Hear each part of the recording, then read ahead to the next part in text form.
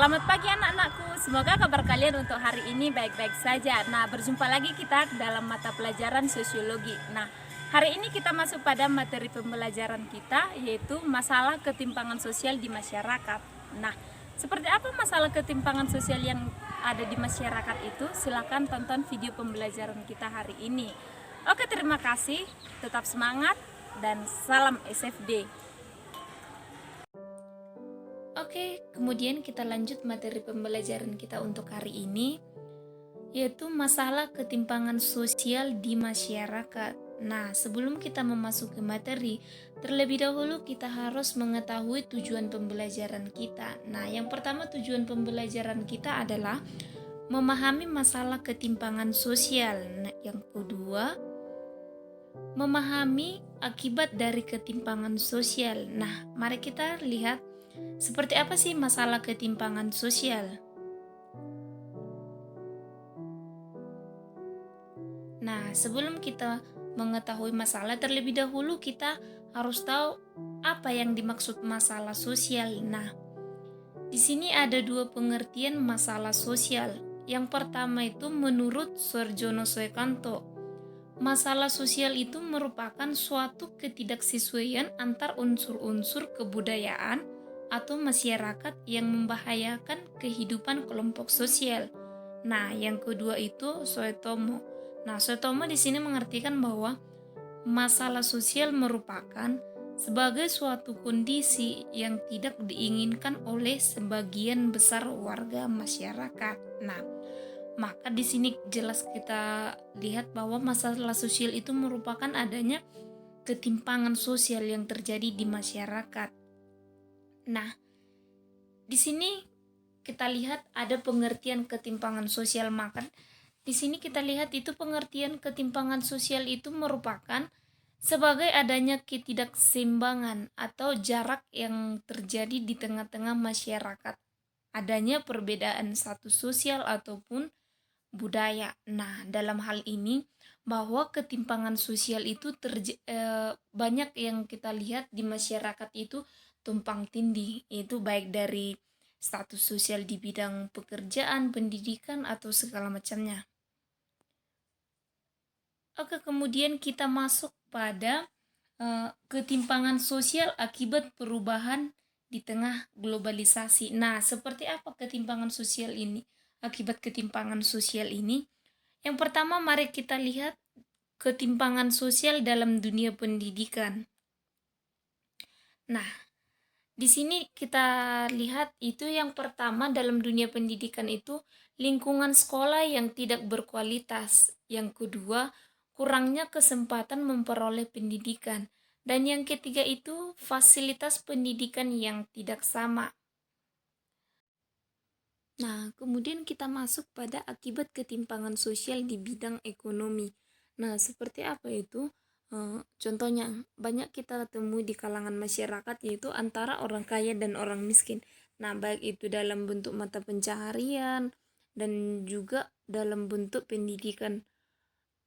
Pasti berbeda antara orang kaya dan orang miskin. Nah, kemudian kita masuk pada ketimpangan sosial di bidang budaya. Nah, seperti apa ketimpangan sosial di bidang budaya itu? Yaitu suatu proses di mana masyarakat mengadopsi budaya barat, contohnya baik dari cara berpakaian ataupun cara lainnya yang bisa dilihat melalui televisi ataupun internet atau media sosial lainnya. Nah, itu termasuk dalam westernisasi.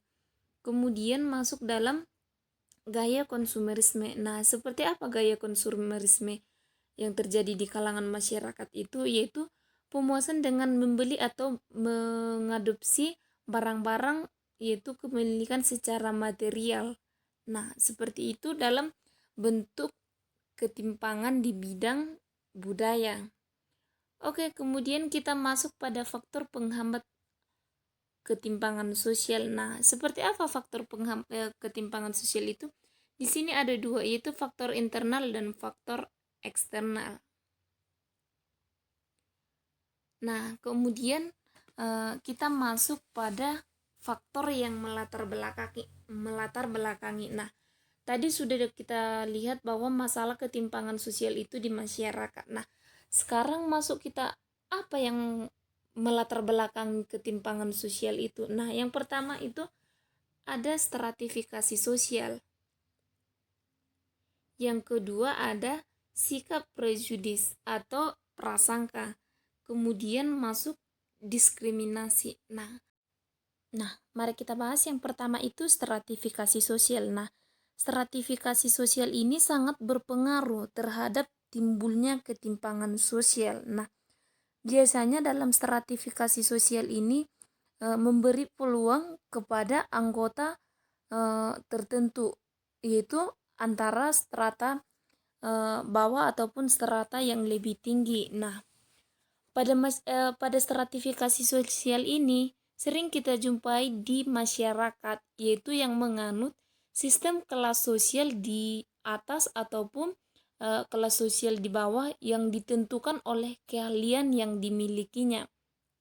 Nah, kemudian masuk kita sikap prejudis. Nah, seperti apa sikap prejudis atau prasangka ini?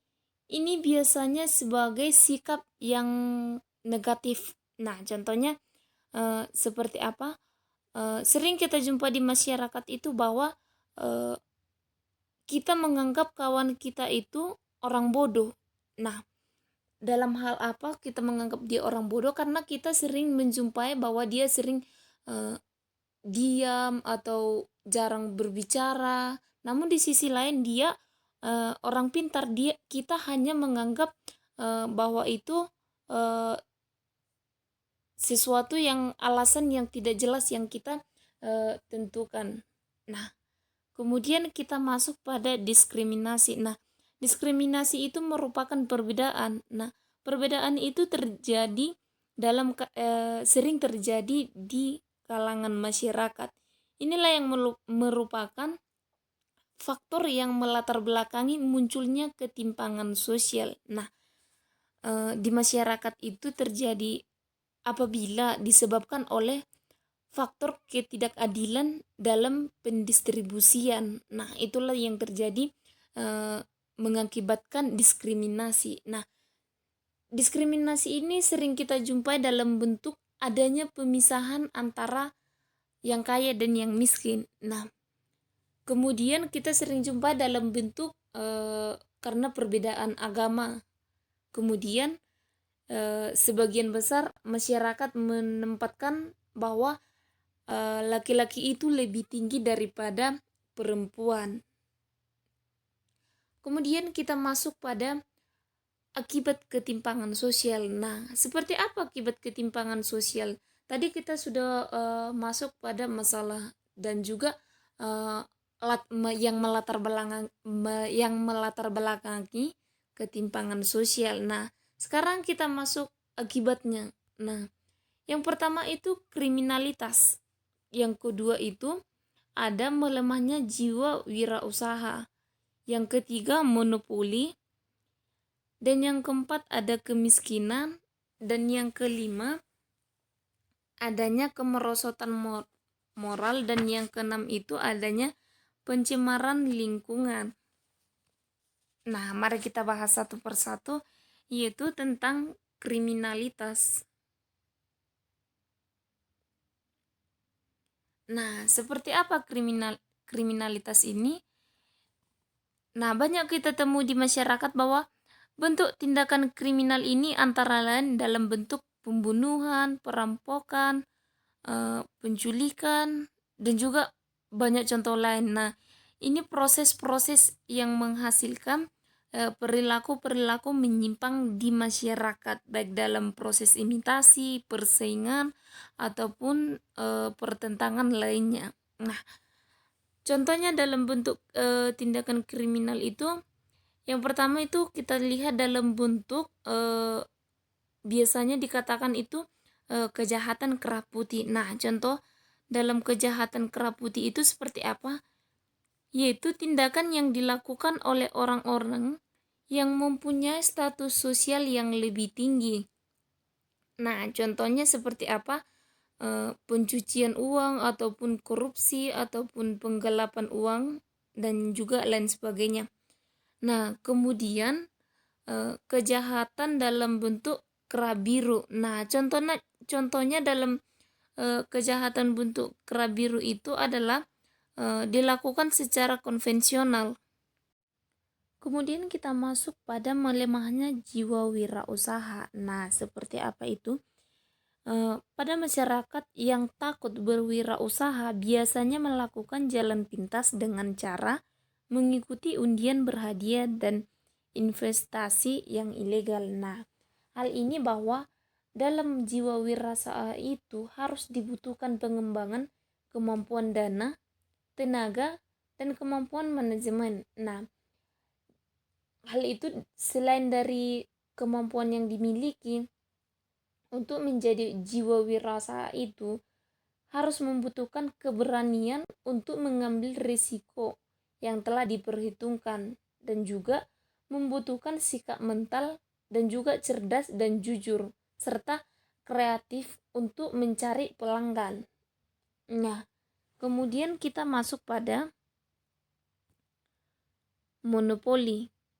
Nah, monopoli yang dimaksud di sini adalah suatu penguasaan pasar yang dilakukan oleh seseorang atau perusahaan untuk menguasai penjualan produk barang dan jasa di pasar yang ditunjukkan kepada para pelanggannya. Nah, contoh seperti apa ciri-ciri monopoli ini? Yang pertama itu kita jumpai bahwa penguasaan pasar, yaitu yang dikuasai oleh sebagian pihak saja. Kemudian bahwa produk yang ditawarkan biasanya tidak memiliki saingan. Kemudian sulit bagi pengusaha lain untuk memasuki pasar. Nah, seperti itulah ciri-ciri monopoli. Kemudian kita masuk pada kemiskinan. Nah, kemiskinan yang dimaksud di sini adalah keadaan seseorang yang tidak sanggup memelihara dirinya sendiri sesuai dengan taraf kehidupan kelompok dan tidak mampu memanfaatkan tenaga baik mental maupun sikapnya dalam kelompoknya. Nah, seperti apa sih ciri-ciri yang kita jumpai dalam kemiskinan ini? Yang pertama itu tidak memiliki faktor produksi sendiri seperti tanah, modal, keterampilan, dan juga sebagainya. Nah, kemudian ada tingkat pendidikan yang rendah.